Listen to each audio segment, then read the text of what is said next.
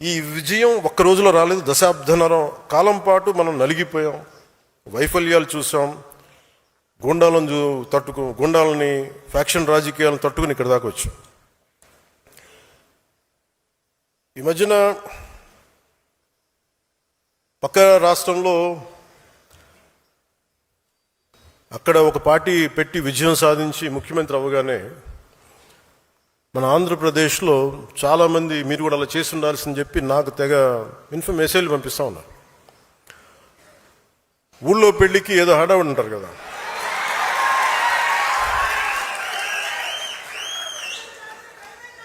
అంటే అంటే అంటే ఏంలా ఎలా ఉండదంటే మనకి సందులోనో మన ఒక పెళ్లి జరుగుతూ ఉంటే మన ఊళ్ళో చిన్నపిల్లలు పరిగెడుతూ ఉంటారు అటు ఇటు, వాళ్ళ ఇంట్లో పెళ్ళి అనుకున్నాడు. అరే ఆంధ్రప్రదేశ్ పరిస్థితులు వేరు.